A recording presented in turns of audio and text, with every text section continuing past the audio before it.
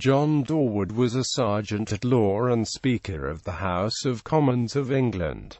Early life. Outside the affairs of Parliament, little is known of Doreward. He was apparently the son of William Doreward of Barking, Essex, who was a Member of Parliament for Essex in the 18th and 20th Parliaments of Edward III. According to James Alexander Manning, he was of Doreward Hall, and the name survives in Dorewards at Barking in Essex and in Dorewards Hall, between Witham and Kelvedon. At Barking, he founded a chantry in 1397. Political life. Doreward was appointed High Sheriff of Essex and Hertfordshire for 1399 and elected Knight of the Shire 6 times for Essex. He was elected Speaker of the House in 1399 and 1413. The Constitutional History of England in its Origin and Development, Volume 3, p. 18.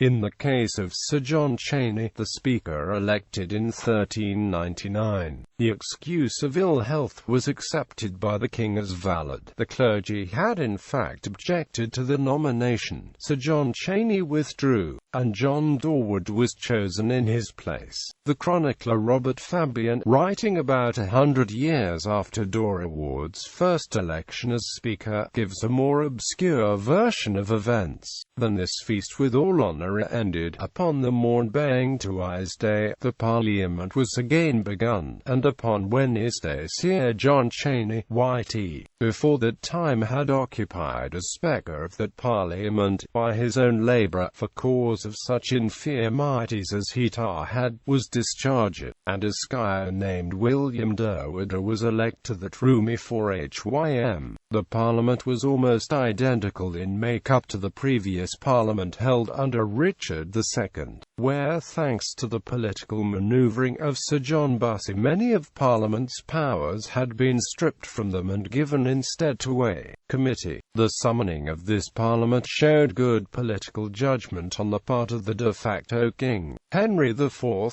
in the words of Manning, could not have hoped to assemble a body of legislators less favourable to the captive monarch. The Commons voted a large subsidy to pay for the war against Scotland and the defence of Ireland and Calais in the hopes that the requests for additional powers would be granted.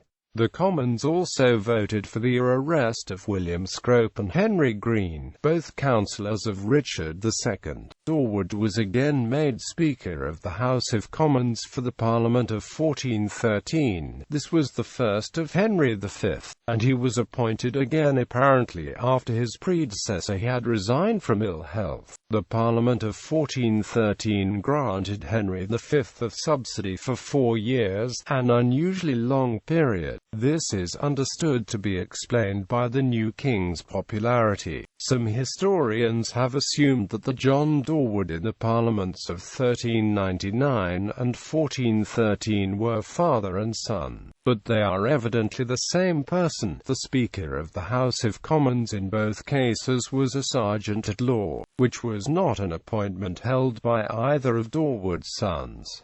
He was appointed a member of Henry IV's council from November 1399 to May 1406. Memorials. Doreward is commemorated by a brass memorial plate at St. Mary's Church, Barking, which can be found on the floor before the South Chapel. This gives the year of his death as 1420 and names his second wife as Isabella Baynard of Messing. In 1440, Doreward's son, another John Doreward, founded an almshouse to be called the Maison U of the town of Barking, and later known as the Hospital of Barking.